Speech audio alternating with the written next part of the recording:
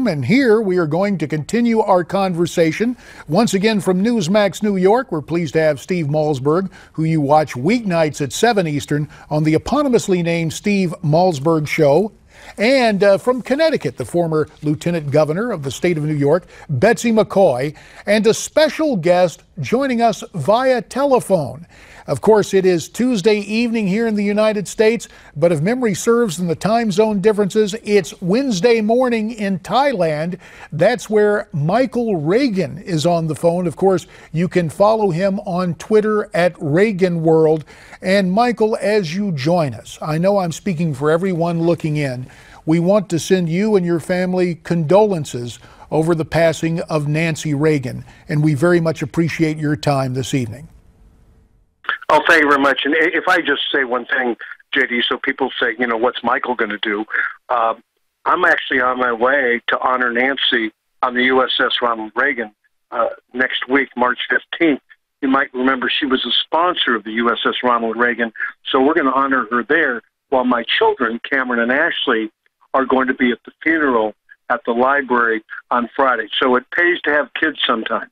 It certainly does, and obviously, with your family's importance in our history, and you talk about Nancy and the christening of the USS Ronald Reagan, how well I remember that during my days in Congress, going into Norfolk to the Navy shipyard and seeing Mrs. Reagan say, bring her alive, and seeing all the sailors there on the USS Ronald Reagan. You point out that your children will be in attendance at the library for the funeral. Late news this afternoon that President Obama will not attend the memorial service for Nancy Reagan. Mike, do you have a reaction to that? Yeah, I had originally heard he was going to show up. Maybe he doesn't want to be with George W. Bush. It would have been nice if he would have honored Nancy and been there. But I'm not surprised again. I imagine if Nancy were a Democrat, liberal, or Ronald Reagan was, he probably would be there. But, you know, sometimes there's the right thing to do, and it seems that Barack Obama has never learned the right thing to do. Whether you agree with something or not, sometimes it's just the right thing to do. And he just keeps on missing the ball on that one. Michael, knowing your dad and the former First Lady as you did, what do you think President and Mrs. Reagan would think about Donald Trump in the current Republican race? They probably try not to. You know, my father never got involved in a contested primary. He said to me once, he said, you know, the reason I don't is because the second you get involved, you end up having 50% of the people just not like you anymore. So he says, I wait till the party chooses the nominee, then I support that nominee, as he did with Gerald Ford. And while he maintained that neutrality, I do have to ask this, and again, it's just a point of conjecture. But if you could talk to President Reagan and Nancy right now, do you think they would say who they'd like to see as a favorite? Who do you think they would favor in the current field? I think they would follow the Buckley rule, and they would favor the best conservative that can win the general election. And I think that's an important thing. You might be able to win the conservatives, or you might be able to win the angry, but can you win a general election? And that's the important thing. Can you win a general election? And that would be the question that he would be asking himself and wondering about if whether Ted Cruz and Donald Trump were capable of winning a general election over winning primaries. We've heard so much over the years about the life of President Reagan, his marriage to Nancy. As you think about it, given your unique family perspective, how important was Nancy to your dad eventually becoming president?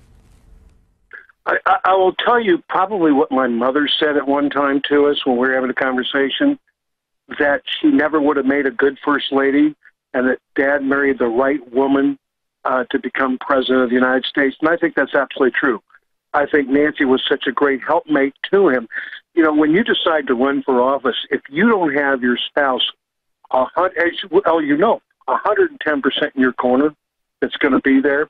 And what was great about Nancy is not only was she a great helpmate and spouse to my father in that way and a great first lady, but she was that last person to lay her head on the pillow at night that could have the ear of the President of the United States and try to protect him from people out there who are trying to use him for their own good. Michael, since we have you on the road, as it were, in Thailand, I'm interested in the talk you're hearing overseas about the presidential campaign. Is it registering with those whom you're meeting with on this international trip? Yeah, I mean, the people I meet in different countries and what have you from all over the world, actually, that are here, really are kind of looking at America, and they're kind of perplexed by what's going on. They're perplexed by Donald Trump, more so than a Ted Cruz, but by how did Donald Trump get to where, in fact, he is. And there's a lot of questions about that, and also the questions about that wall, about building the wall, about kicking Hispanics out of the United States of America. Lots of questions on that. How would he do something of that nature? How would he stop Muslims from coming into the United States? And is this the kind of United States that people are going to want? And that's kind of the things they talk about. Betsy McCaughey, as we hear Michael Reagan talk about what he's encountering overseas, it reminds me of an observation by our good friend Dick Morris, who will join us a bit later, and this is the term I've put on it, that a lot of this has become Trump-centric. Trump dominates the conversation. Like him or loathe him, he is the constant the constant person, subject that comes up in those conversations.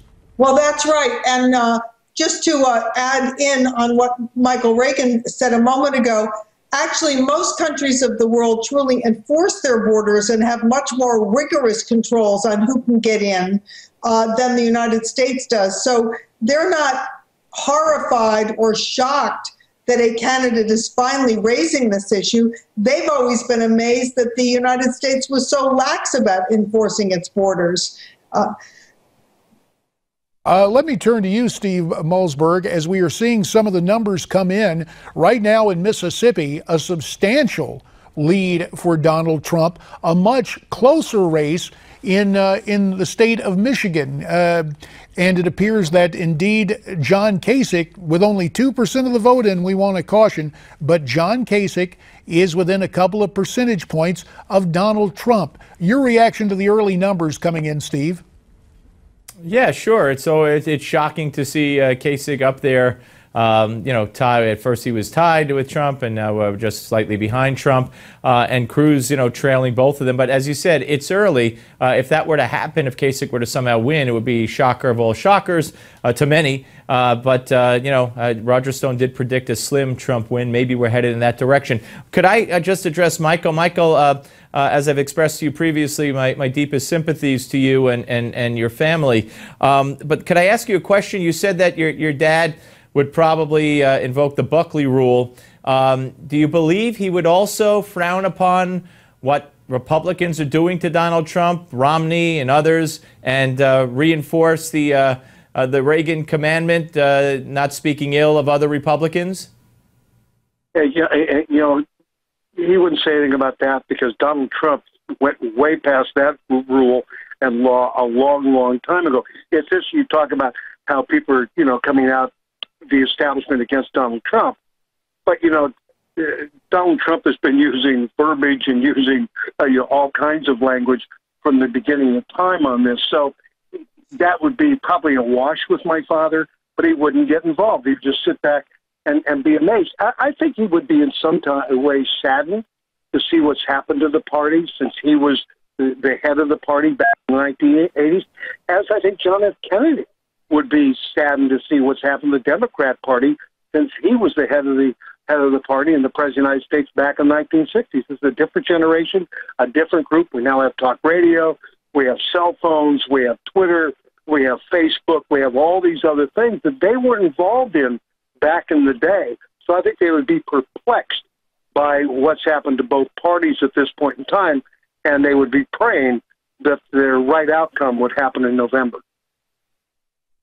Go ahead, Betsy.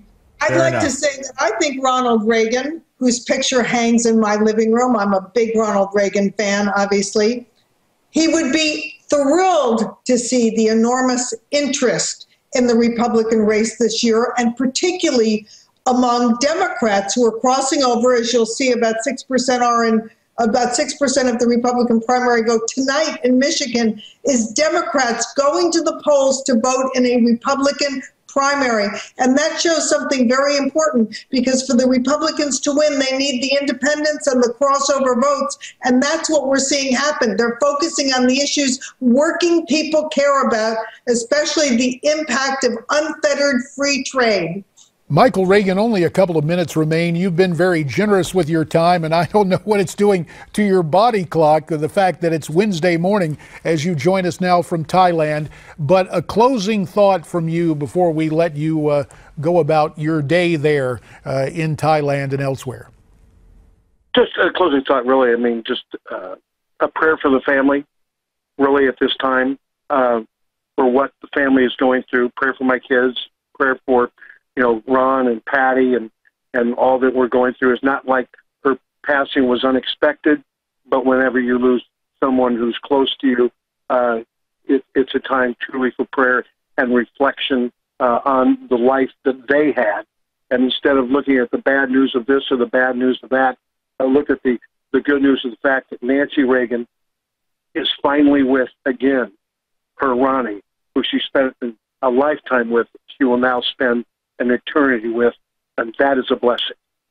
Michael Reagan, your poignant comments tonight about the former First Lady, and we do say a prayer of thanksgiving for Mrs. Reagan, for President Reagan, and prayers of comfort to your family and all those who labored in those years in California and at 1600 Pennsylvania Avenue to make such a difference in America, to really make America great.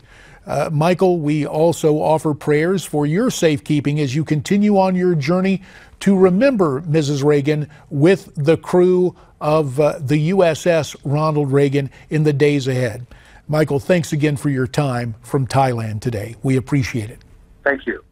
Michael Reagan via telephone, where it is Wednesday morning in Thailand. Our coverage continues. I'll ask Betsy McCaughey and Steve Malzberg to stay in place. As you see, some of the results are coming in, very early results from Michigan and Mississippi, and what I've dubbed tonight M&M High. Michigan, Mississippi, Hawaii, and Idaho, all of that part of our election coverage tonight on Newsmax TV.